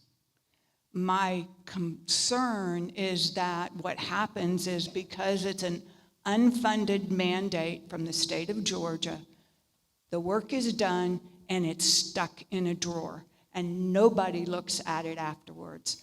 We have the sale of Bill Evans Field as a green space to become apartments because people did not look at the comprehensive plan. What I would like you to do is ensure that when the comprehensive plan is done, that it is part of the core values, that when a development goes to planning, whether it's buy the property or whether it's college, you know, anybody else's property, that whatever is being looked at to be developed meets the comprehensive plan, and that people have looked at it and checked it off and said, that box is checked, that meets the comprehensive plan, it meets the land use plan, and we could move forward. Now, sometimes it may mean that it is such a different kind of project that it may not be something that you thought of 5 years ago. But please, don't allow people to do all that work and stick the plan in a drawer. Yes, ma'am. So, so that's an old saying that says when you hear a genius speak, you want to sit at their feet. So, ma'am, would you mind being part of the comprehensive plan committee? Do you have the time? Because I would love your input. I would love your leadership if you got time to be part of, because you can help drive. You can bring that conscience that we need. Like Mr. Hicks, the last comprehensive plan was set on the shelf and nothing happens, right? You can be that voice to kind of help us going, keep us going, if you don't mind.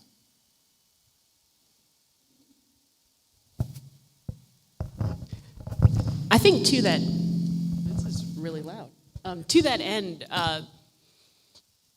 we probably need to have a broader discussion about what we do when it's finished, how we roll it out to the community, and how we share it, and how we share it with our staff too, so that everyone buys into it. Because I think you're absolutely right that there's a lot of work from a lot of people within the community to make sure that it is a good product, but then that good product does not become part of the fabric. Sure. And I think getting there is great, but actually how do we weave it in to make sure that everyone's on board? Sure. And I think that's a broader conversation that we can continue to have. Sure, and ma'am, I'll be conscious of that. Again, as I mentioned, we're gonna try and narrow down our economic development director by Friday. We got the final interviews tomorrow. And that's one of the things I'm gonna challenge that person to do. Make sure that the comprehensive plan has teeth. You know, make sure that you're focused on 6th West. Make sure you keep the community involved in what we're doing. Hey, good Randy. day. Hey, Brother Hicks. How are you? I'm good, thank you. The question I have, and you've become aware of it, is Sister Tracy, when she introduced the legislation to restart the ethics board, she had great idea in mind, right? It should reduce the chatter, the desire and the need to go to media, as she reiterated a couple of weeks ago. However, that's great intention, but in terms of execution, we are lagging behind. You can't find clarification for citizens to make a complaint on our website. I've been rejected for format, right? In our charter, it specifies that this board should be anxious and curious, not very legal, right? The way that they treated this complaint was as if it was a legal argument. You know, you vote up or down. You don't ask questions. There's no engagement from the citizenry. I ask that you prioritize in this time of turmoil, that you prioritize creating an intake, right, and clarity around this process. I also have a question about what is the city attorney's role. It can be very conflicted in the sense that this gentleman would have responsibility right now, it seems, of choosing what moves forward and then having a responsibility of potentially representing those who have ethics claims against them. Creates a conflict of interest that we need to work through, right? So I'll hush and listen to you. I'm sure it's gonna get better. His question was about the ethics board. So I haven't really had my ear tuned to the ethics board. I think I know at least 3 or 4 of the members that are on the ethics board, but I haven't really had my ear into what they do, their process, the model that they use, and the methodology they use when they get ethics complaint. But Randy, I'm going to pay close attention to it, and I'll ask that question, okay, to the ethics board. I think they're meeting, gosh, I want to say next week, but I'll find out from them. Hey, we got a citizen that were concerned about how do they make an ethics complaint. It's an obstacle course by trying to get something to you guys. How can we rectify that? So I'll ask them about that. The second you asked about Mr. Winston Denmark is the city attorney. The city attorney doesn't report to the city manager, reports to the mayor and council. So Madam Mayor, I would defer that question to you that Mr. Godfrey asked, what is the role of the city attorney? So I'll defer that question to the mayor. Oh, okay. She said she don't have a microphone. Let's bring her one.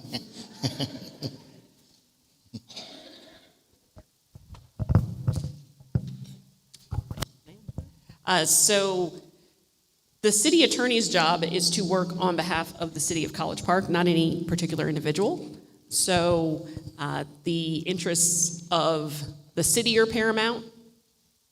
If we need individual representation, then in a capacity of like acting in our capacity as city officials, and it conflicts with city representation, then we have to get outside counsel. But typically, you have different lawyers on the opposite side of a matter. So if that's going on, it's something that we do need to take a look at. Okay. One other question. Is there another mic? Okay.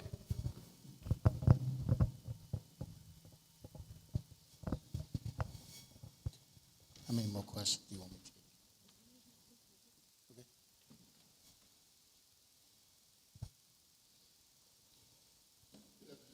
Hey, Mose, how are you? Yeah, I'm doing well. Congratulations to you. Thank you. So I suffered through budget meetings last year, and I'm going to suffer through them again this year. And I am excited about zero-based budget. I had to chat GPT it to see what it means. It says that you start from zero, and every expense must be explained and approved.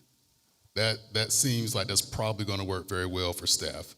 But there's going to be this lingering almost $5 million that's going to go to council members. And from my experience, they didn't have to explain anything over the last 2 years. So question number one, I'm going to go on and say both of them. Question number one, how are you going to change that behavior and the way that that money is pushed forward in the next year? Right. And number two, my wife asked this question. She had a very good delivery to the council on Monday night, a concern that she had. Over the last 2 days, she sent 3 emails to mayor and council, and I believe you, and as well as the police department, no one has responded to her. So what should our expectation be? I hope you say your telephone number again. You only said it one time. You can say it 2 more times for the slow folk back here. What should the expectation be if now, I mean, we know you're not going to get a response at council meeting, but I guess she assumed maybe if I email 6, 7 people, somebody will take time. So, Okay. thank you. I'll answer. So the first question, he asked about the lofty amount that the mayor and council got, the 900,000. Well, Madam Mayor, I'm sorry to report that the mayor and council won't be getting that much in the next budget cycle. They won't be. I mean, the round of applause probably not going to be positive to some people, but we've got to make some budget cuts. Our expenses outweigh our revenues, so we've got to make some cuts all the way across. And the mayor and council and the city manager's office is not exempt from that. So we've got to balance this budget. In the way that we do that, we got to cut back some of the expenses. So the $900,000 is not going to be seen in the upcoming budget. The second question is, Moses James, I own that one. I own that one. Whenever a citizen sends in an email, the city manager needs to send some type of response. So I will. I responded, I own that one. She's asking for some clarity. She's asking for us to save some records. So what I did was I saw it, but I thought maybe someone else going to respond, but the city manager is supposed to do that. So you responded? Okay. Yeah, so I own that, Moses, and I'll respond to it. Okay? And the third thing is, my number again is 404-617-1836. It's paid for, cell phone. All of the department heads' phones are paid for by the city. Call them. Yeah. Chief Jones, give her your number. No, ma'am. 404-617-1836. Yeah. And so, listen, being in this seat, that's a learning curve. And I'd rather make the mistakes up front by trying to do what's right than not making the attempt at all. So again, giving you the number, telling you guys my email address, I think that's a step in the right direction. Even if the floodgates open, I get 1,000 calls. At least I'm trying to talk to the citizens. So I'd rather do that. So Moses, I owe you and the wife an email. I'll answer that for you. And your first question is, we're going to cut the budget all the way across, including the mayor and council. One last question in the back. Attorney Godfrey.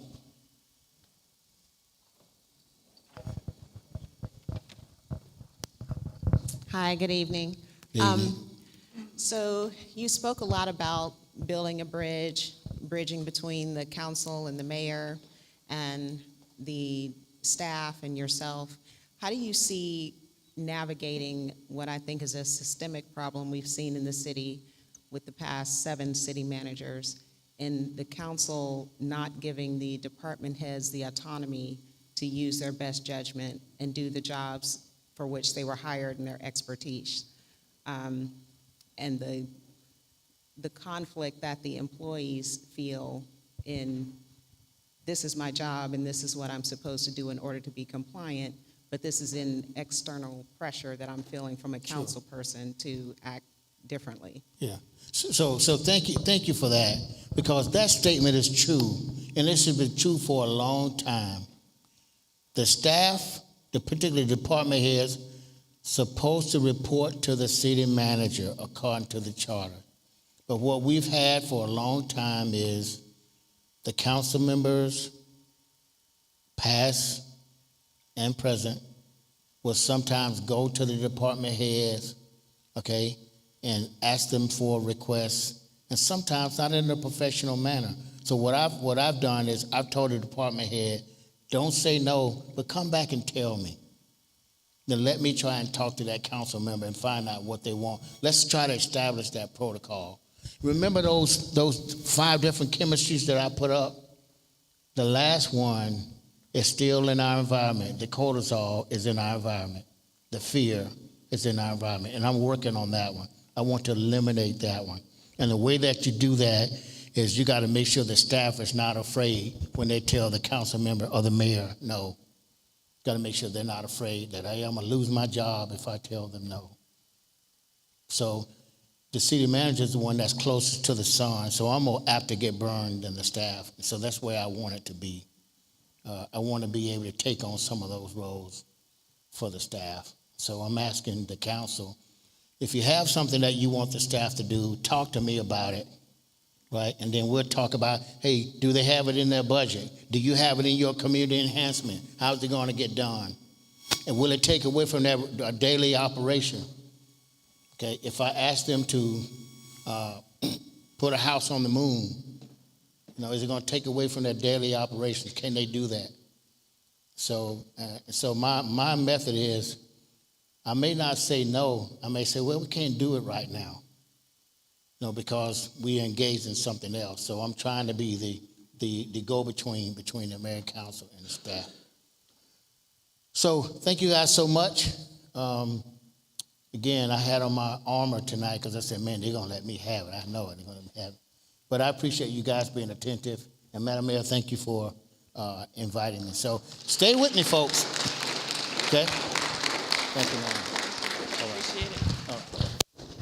All right. I often find that when people are actually face-to-face, they're not nearly as, you don't need as much armor. They'll sling darts and arrows online, but, people are much nicer face-to-face. And so we're going to continue the niceness face-to-face with the second half of our public safety heroes. We've got Chief Jones. We've got Deputy Chief Slaughter. We've got Chief Ron. Why am I blanking on your last name right in this moment, Chief Ron? Chief Ron Taylor. I don't know. Sometimes you just have those blanks, right? But they've got some updates from the fire department. And please give them a round of applause because they work so hard day in and day out. Thank you, Chief. Thanks for being here. Thank you, Madam Mayor. Like I said, I got part of my team up who are Deputy Chief Slaughter and Chief Taylor. I'm going to give you some general stuff so they may drill down a little bit further into some specifics in the area. Those that don't know, Deputy Chief Slaughter here is up in charge of operations. So he's in charge of all the fire stations, the fire personnel, things of that nature. That's Chief Slaughter. Chief Taylor's in charge of our EMS division. So anything related to EMS, community CPR, things of that nature, that's Chief Taylor's wheelhouse. So I'm going to give you the highlights and let them kind of drill down to some of the stuff we're dealing with. So since we met last, we just went through our last round of promotions for lieutenant. That's pretty exciting for us because we've had the opportunity to promote 2 lieutenants, Lieutenant Brackett and Lieutenant Carley. I believe if they can calibrate me, that Lieutenant Brackett may be our first female lieutenant since for the inception of our department. Is that correct? So that's monumental for us. That's monumental. And the reason why that's important is because when you start to see our department evolve over the years, over 100 years, being the first of anything is it's a high mark. And we picked a good one. I mean, at the time, Sergeant Brackett was one of those hard chargers, paramedic.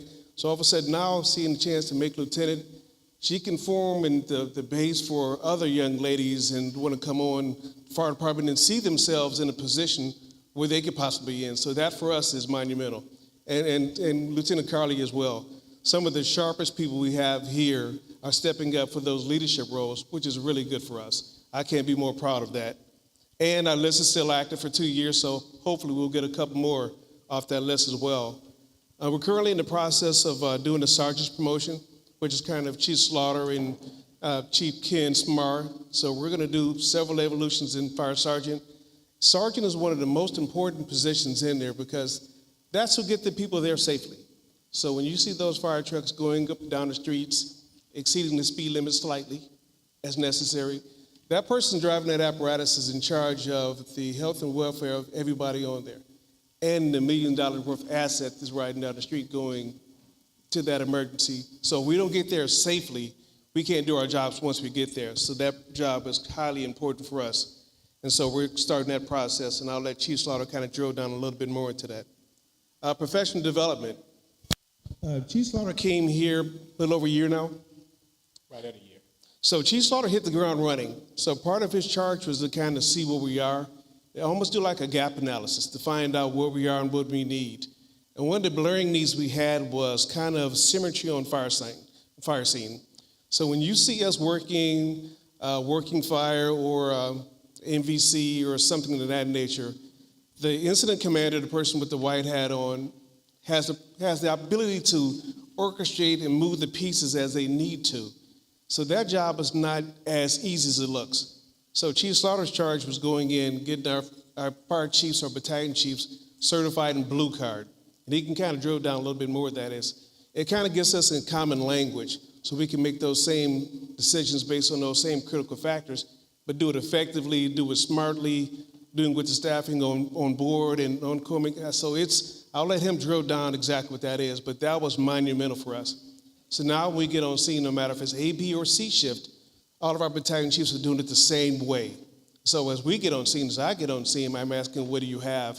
And now we have a common language. I know that our firefighters are on scene, we're operating in a safe manner. So that's going to be crucial for us. Leadership. For us, we're moving in a really good direction. Chief Samara is doing a lot of leadership classes. We're doing probably more in-service training than we probably ever have. I think that's part of our training calendar. And for us, we have to look at it because based on our tenure, I've been in fire service over 30 years, Chief Slaughter as well. Chief Taylor's right there with us. As we get closer to the finish line of our career, we have to make sure that we leave it in good hands. So we have to train the personnel behind us to get ready to take our positions because we can't stay forever.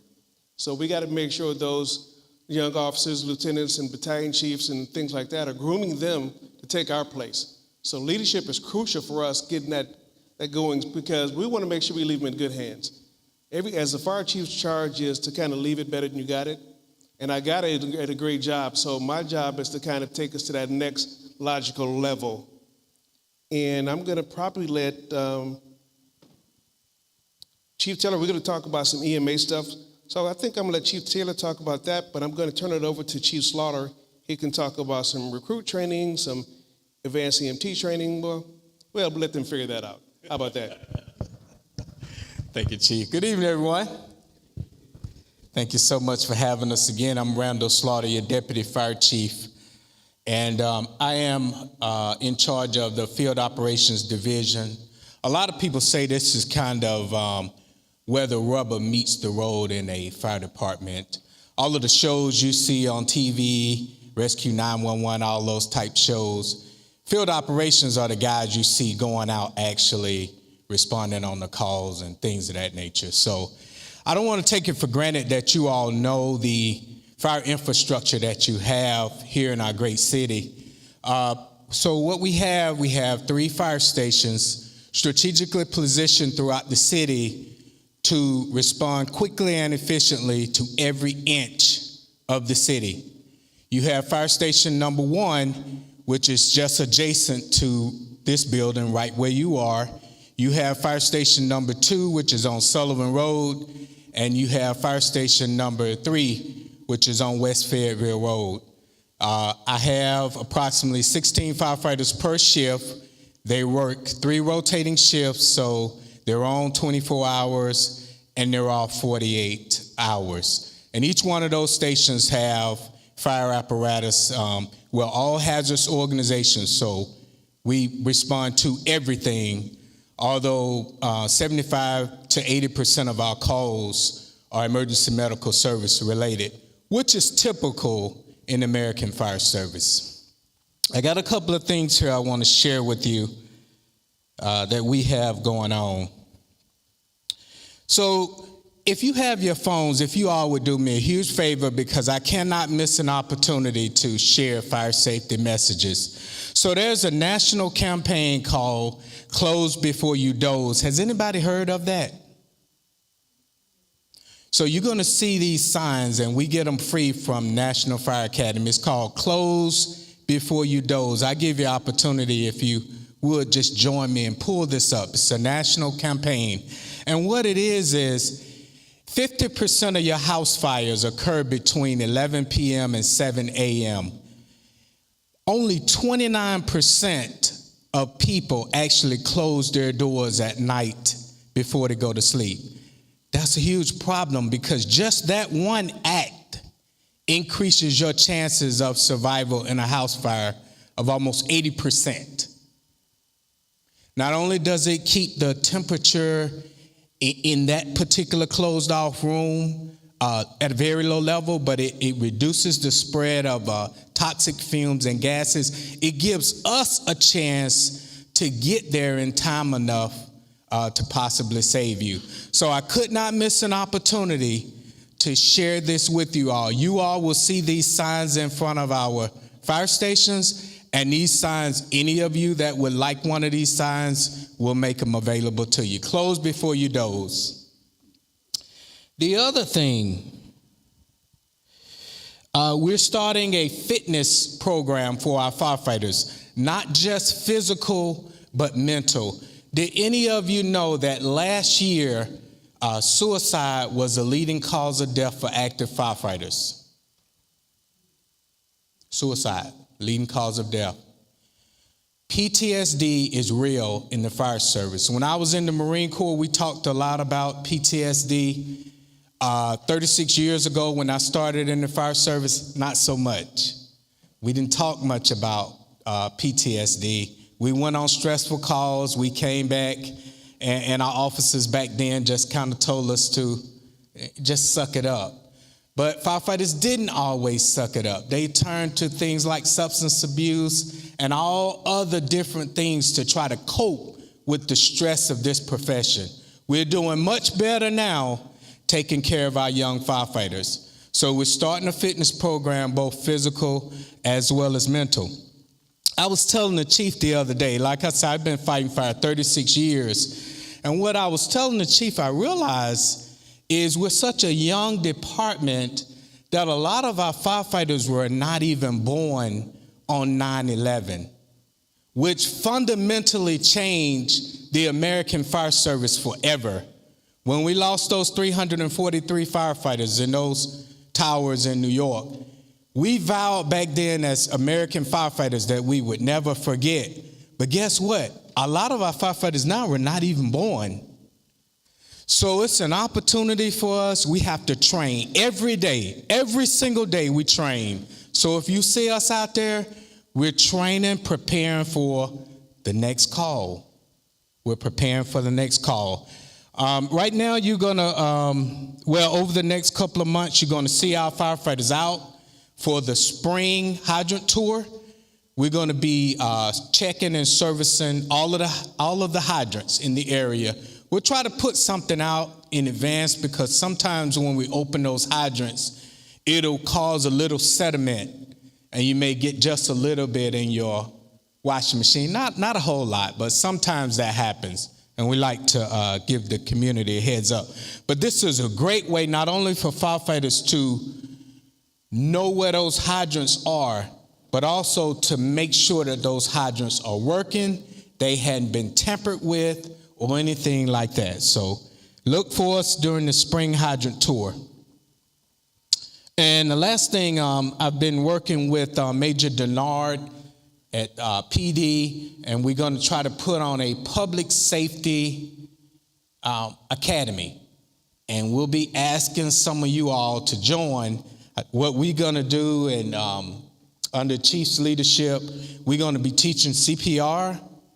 We're going to be telling you the proper way to utilize fire extinguishers. We're going to talk to you about developing exit drills in your homes and things of that nature. So it's going to be very, very informative. And so that's what Major Denard and I have been working on. Chief touched on Blue Card. Many of you may not have heard about Blue Card, but Blue Card is a nationally recognized incident command process. So what I have the chiefs and the other parts of the leadership team doing right now, we're going through a very comprehensive training on incident command, and we're standardizing the way we do things, so to speak. So there's not going to be a deviation from A to B to C shift. It's going to be standard across all 3 shifts. Not only that, it's going to be standard with the way our mutual aid partners operate. I tell them all the time, if we have something big in our city, it's going to take 4 or 5 different departments.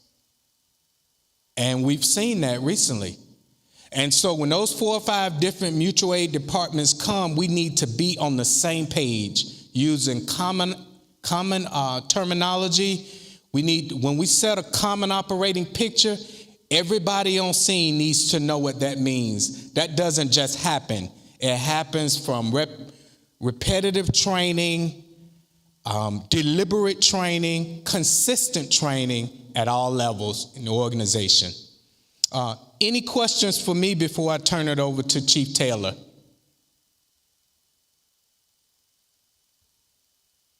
All right, thank y'all very much. Thank you, Chief Slaughter. I'll try to, as quickly as I can, fill in the gaps from Chief Jones and Chief Slaughter talking about our emergency medical service. But I'll start with, I heard our police department in their fight with the drugs. Well, we're in that same fight from the treatment side. And so what we've done, we've installed a drug called Narcan in all of our city buildings to combat the drug overdose. It's a national problem. And so we've implemented some programs to help combat that. All of our city employees were trained on the use and delivery of that medication, as well as I do believe most of our squad cars carry that as well. So we are in that same fight with the drug, however, we are on the medical side. A couple of things I want to share. We're implementing some more resources into our emergency medical services, and that is going to be a company called Right Sight. And Right Sight will fill that gap. When we call 911, you don't necessarily need an ambulance, and you don't necessarily need to go to the hospital.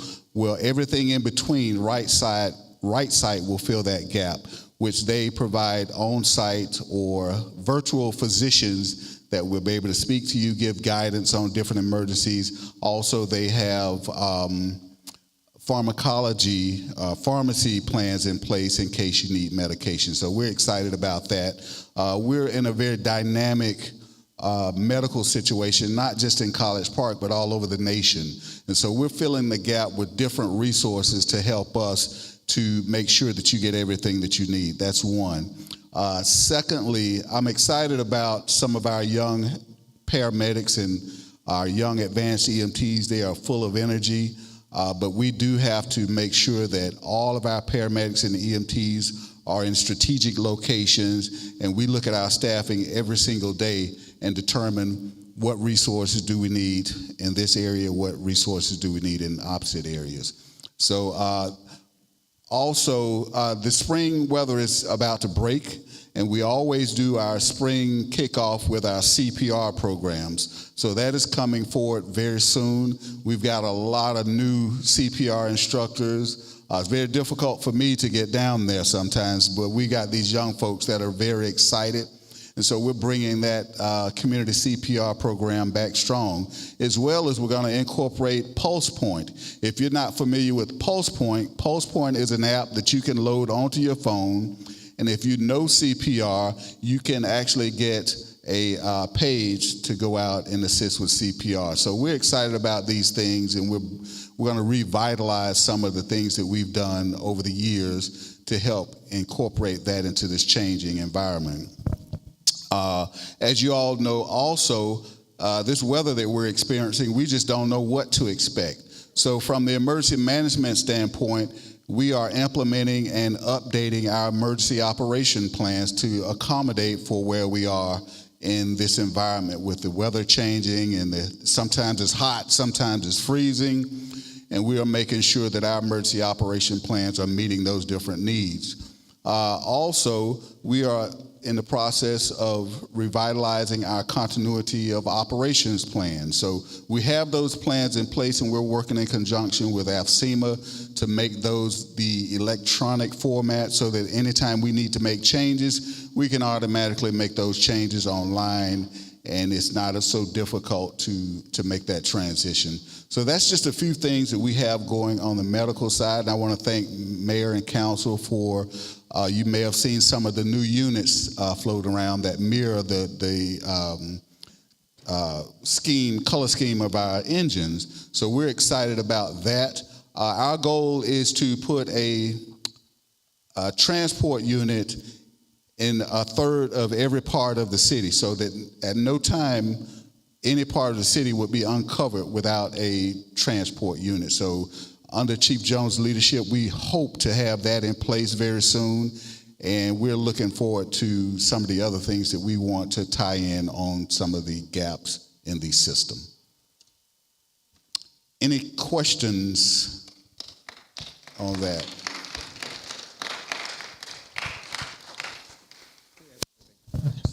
Just I want to add one more thing before we pass off.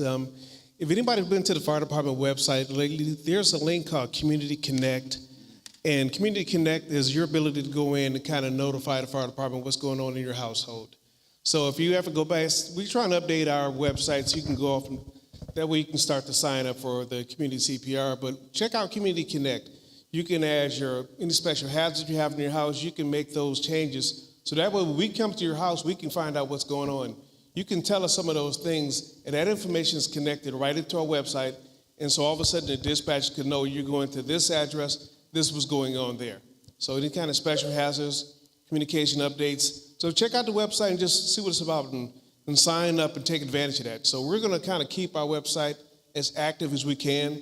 So make sure it's useful tools that you can have.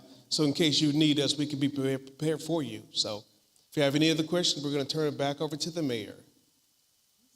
Well, actually, can both of you stay for a second? Because I want to talk a little bit more about right side. Yes, indeed. And thank you so much, gentlemen, for everything you do. Everything. Yeah.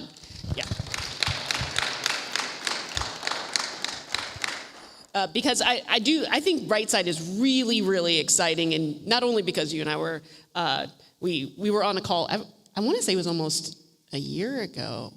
It's been a while, maybe not a full year. You know what? I think it was over the summer, because I think I was driving back from somewhere when we were on that call.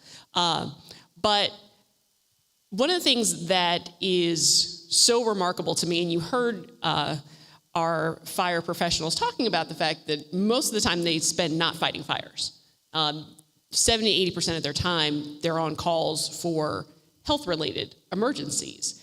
But not all of them are emergencies. And when I had the opportunity to ride with the fire department, we have folks who are in need of medical assistance, but not necessarily in need of the services that our emergency medical team provides. And so Right Site is an opportunity to sort of fill that gap.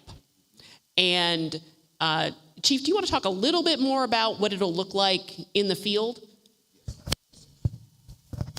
Absolutely. So I'll try to do this as clearly as I possibly can. Let's say a call comes into the 911 center, and when that call comes in, our dispatchers ask questions to determine whether it's an emergency, emergent, non-emergent, or whatever the case may be. Once they ask those questions, they have to determine the resource to send to that emergency. Well, if it's not a true emergency, or if it's not something where we actually need to send the fire department or the ambulance, we have to have something to do with that call. We can't just say, well, we can't send anybody. And we know that it's important to send the right resource to the right call, because I don't know if you've noticed, we're just not equipped with a ton of resources in the city. So we have to be very specific with what we send where. So with those calls that don't necessarily need an ambulance or don't necessarily need a ride to the hospital, we have to still stay in contact with that caller to provide some sort of medical direction or some sort of medical support. Well, what that would look like is we would be in partnership with the Right Site, and all of our EMTs will have a QR code on their phone, and they'll take your phone and you'll access that QR code, and a Right Site physician will come up, and they'll do all of this via FaceTime or whatever the video source that they use, and they'll ask you questions. You'll have a doctor asking you questions, and when that doctor asks you questions, if they determine that, okay, we can release the fire department, we've got it from here. And they release the fire department. And then now we're available to go to another call. Well, while you're still on the call with that physician, they take all of your information, they determine, well, what do you need? If you need medications, they will connect you with a pharmacy. If you need a ride to your doctor's office, they'll connect you with Uber. And so it's just another resource that we will have for those non-emergent calls. Not only that, they will follow along with you in your journey as you go through this process. So we're excited about that. This is something new to the department, and it's new to the community. So we want to make sure that this particular piece of the resources that we're providing meets every need from the non-emergency side of EMS. One more question. How much is it costing us? Well, let's see.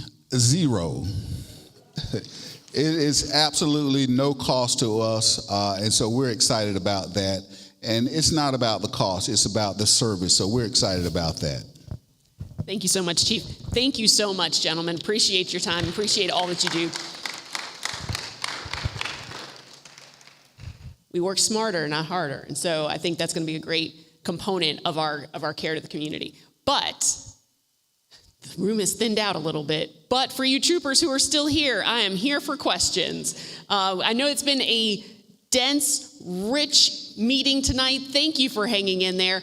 But we had a lot to cover. We've got a lot of people who are doing great things in our city. And is it possible to put back the Partake QR code just in case anyone didn't get it and wants to share things with the community? Would love for you to have that. But I am here and open for any questions that weren't answered by anyone else.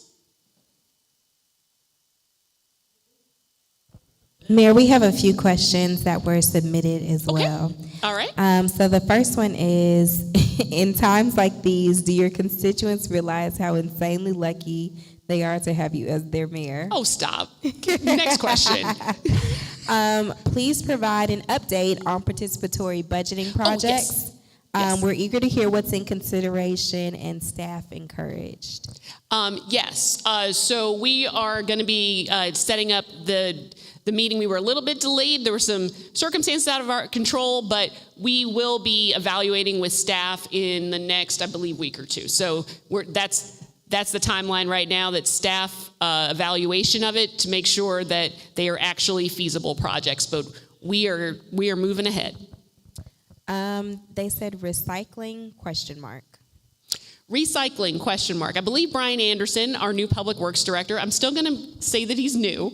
I think everyone can be new for at least 6 months to a year. So he is still new.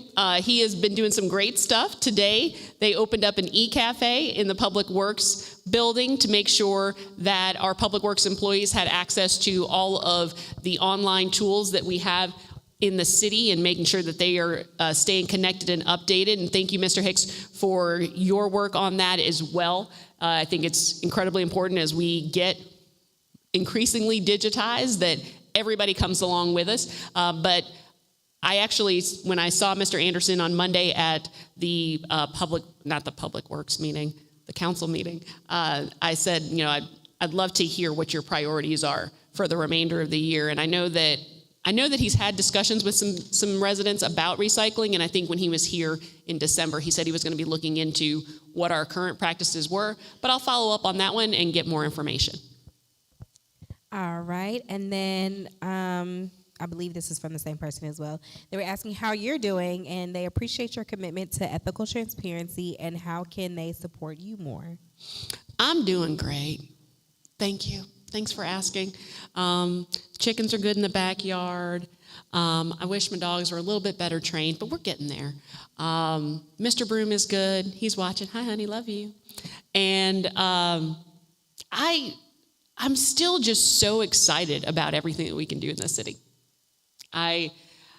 We have just the best folks. We do. I'm so excited that Partake has decided that this is the community they want to start in the entire United States of America. That's really cool because this is a place that is unique, and we have such an opportunity for growth. I'm not saying we don't have our challenges, we absolutely do. And you know the things that I care about. I think you've been with me on this journey long enough. I care about our money. I care about how it's being spent. Want to make sure that we are accountable for every dime and that we're doing it in a way that is accessible and transparent to you. Because I'm wearing black tonight, don't want to wear orange. And it is just critically important that you are with us every step of the way. It doesn't mean that you have to agree with everything, but you should understand why we're making the decisions that we make. And so I'm good.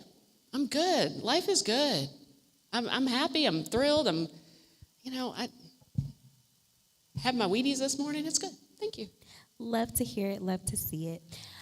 So this one, I'm wondering if it might be a little bit of a two-part, kind of maybe a toss back and forth between you and City Manager. Okay. So it said, in last Monday's workshop, City Manager Hicks indicated that expenses were exceeding revenues by $1 million, or perhaps he said millions. What is our latest expense and revenue figure? The current budget has expenses roughly 10% greater than last year's, but apparently revenues are not coming in. Should the city manager stop putting items on the consent agenda merely because they have been budgeted? Why are we not having a mid-year budget revision down to realistic revenue levels? Are we hampered in budgetary analysis by recurring turnover of finance directors? The math ain't mathin', to steal a phrase. So that's more than a two-part question, I think. But so in regard to, Mr. Hicks is probably more up to date on the latest numbers than I am. I think the last ones we got were through the first quarter of the second, and he said the second quarter is coming, and so we should be seeing that soon. We did have our expenses exceeded our revenues in that first quarter, but that's not necessarily to be unexpected because we get our property tax revenue in, we actually had it through let me correct. We got through the first half of the fiscal year because our fiscal year starts July 1st and we had numbers through December 30th. So now we're coming and we're closing out the third quarter, which would have been January, February, March. And so we'll be getting those numbers shortly. But during that third quarter is when we get our property tax revenue and our business license revenue. So for those of you who have business licenses, you need to hurry up and get those before the end of the month and pay them. Don't go into April and incur fees. So the numbers look very different once that money rolls in. We do not get money from our tax revenue and our license revenue on a linear basis. So we'll have a better idea of how things look at the conclusion of this quarter. Do you have anything to add to that, Mr. Hicks? Okay. Okay, great. And then the final question is, any sidewalk on College? Question mark. Is there going to be a sidewalk on College? I'm thinking that's what they meant for the question. Okay.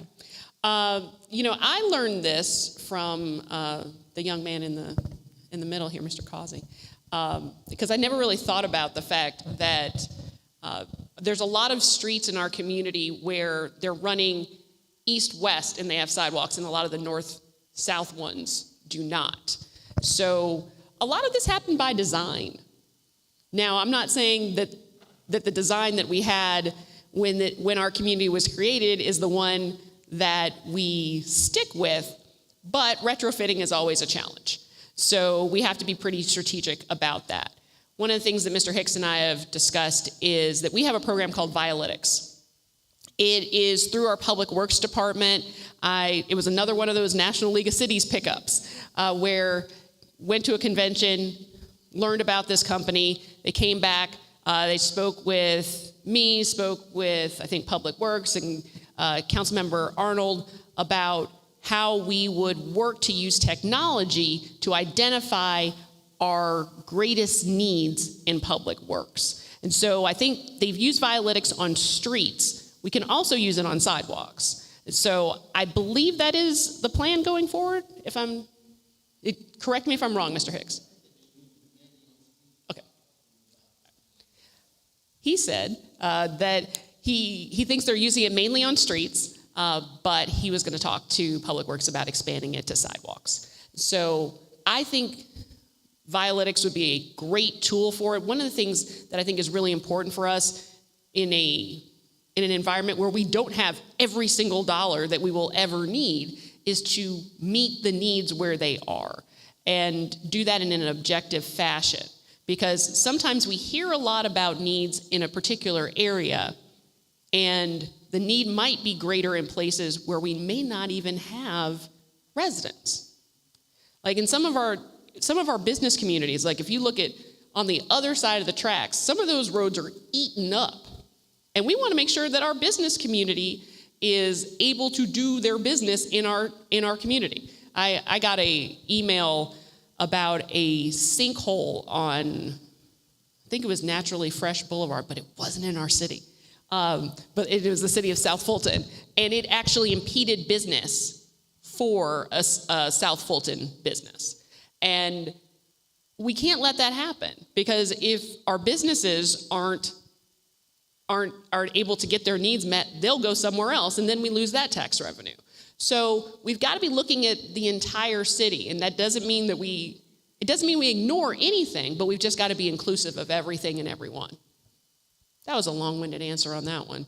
The question was sidewalks on College. Yes. Sorry. That was the last question, though. Oh, okay. Anybody else have any questions? Going once? Going twice? Oh. What's the status of the audit? So I don't think we've closed out FY25. We have not closed out FY25. So we've got to close our own books before the auditors can get in and do their work. So we are back with Malden and Jenkins this year, and they're a really strong governmental accounting firm, but we've got to close our books out first before they can touch them, and they can't help us with that because that compromises the integrity of an audit. So they've got to come in fresh. Mr. Hicks, do you have any idea when we'll be able to close out 25?